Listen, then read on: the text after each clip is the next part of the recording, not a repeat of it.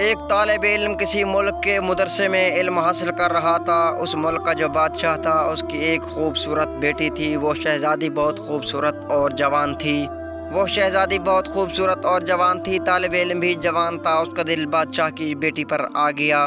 اب وہ بادشاہ کی بیٹی تھی، یہ نہ تھا کہ وہ بادشاہ کی بیٹی کا رشتہ مانگ لیتا۔ وہ نوجوان کافی پریشان تھا۔ ساتھیوں سے مشورہ کیا کہ کیا کیا جائے۔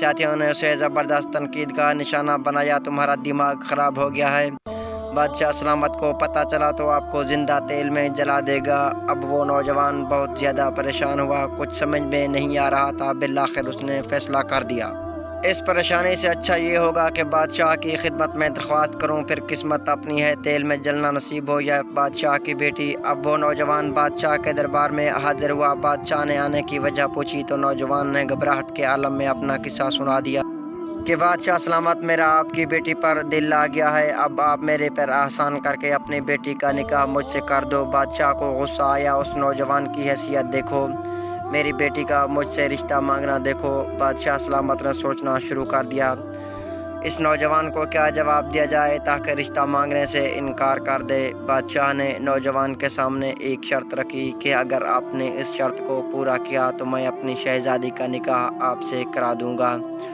اگر آپ ناکام ہوئے تو آپ کو جلتے ہوئے تیل میں جلا دوں گا۔ اب فیصلہ آپ کے ہاتھ میں ہے۔ شرط یہ رکھی گئی کہ آپ نے 2 بوری بچھو لانے ہیں، پھر بادشاہ سلامت آپ کا نکاح اپنی شہزادی سے کرا دے گا، لیکن اگر تم ناکام ہو گئے تو تم کو جلتے ہوئے تیل میں جلا دیا جائے گا۔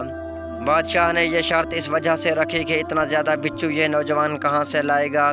یہ نوجوان اس شرط کو پورا کرنا ناممکن سمجھے گا اور دوبارہ رشتہ مانگنے نہیں آئے گا۔ وہ نوجوان یہ شرط سن کر بہت زیادہ پریشان ہو گیا۔ نوجوان نے بادشاہ کی دونوں شرطیں مان لی۔ پھر طالب علم نے مدرسے کا رخ کر لیا اور اپنی پڑھائی میں مصروف ہو گیا۔ پڑھائی میں مزہ نہیں آ رہا تھا جو عشق سے پہلے آتا تھا۔ نوجوان کا استاد کافی دنوں سے اس پر نظر رکھ رہا تھا۔ استاد یہ دیکھ رہا تھا کہ اس نوجوان کو کیا ہو گیا ہے، پریشان رہتا ہے۔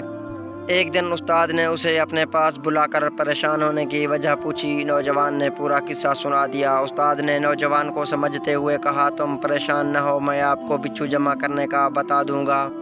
شام کو میرے پاس آنا، میں آپ کو بچھو جمع کرنے کو بتا دوں گا۔ اب وہ نوجوان خوشی کے مارے شام ہونے کا انتظار کر رہا تھا۔ بالآخر شام ہوئی اور طالب علم اپنے استاد کے پاس پہنچ گیا۔ استاد نے 2 بوریاں لانے کا کہا۔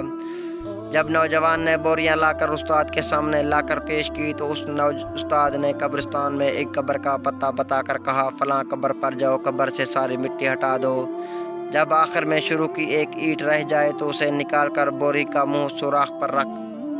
جب بوری بھر جائے تو بوری کا منہ بند دو اور دوسری سوراخ پر رکھ دو۔ جب وہ بھر جائے تو اس کا منہ بند کر دو، اس کے باوجود قبر بند کر دو اور بوریاں بادشاہ کے پاس لے جاؤ۔ طالب علم نے استاد کے کہنے پر اسی طرح کیا۔ بچھو سے بھری ہوئی بوریاں بادشاہ کے دربار میں پیش کر دیں۔ بادشاہ بڑا حیران ہوا۔ اپنے وعدے کے مطابق شہزادی طالب علم کے نکاح میں دے دی۔ طالب علم کو پاس بلا کر بچھو جمع کرنے کا راز پوچھا۔ آپ نے اتنے سارے بچھو کہاں سے جمع کر لیے؟ طالب علم نے بتایا، میرا ایک استاد ہے، اس نے مجھے قبرستان کا ایک قبر کا پتہ بتایا تھا اور میں نے استاد کے بتائے ہوئے طریقے سے بوریاں بھر لیں۔ بادشاہ سلامت نے استاد کو حاضر ہونے کا حکم دیا۔ اگلے دن استاد بادشاہ کے دربار میں حاضر ہوا۔ بادشاہ نے استاد سے کہا، تمہیں کیسے معلوم تھا کہ فلاں قبر میں اتنے سارے بچھو ہیں؟ استاد نے بتایا، یہ فلاں آدمی کی قبر ہے، یہ زندگی میں داڑھی منڈواتا تھا اور مرتے وقت بھی اس کی داڑھی نہیں تھی۔ ہمارے نبی پاک صلی اللہ علیہ وسلم کا ارشاد ہے، جو شخص اس حالت میں مر گیا کہ اس کی داڑھی نہ ہو تو قبر میں اس کی داڑھی کے ہر ایک بال پہ ایک ایک بچھو مسلط کیا جاتا ہے۔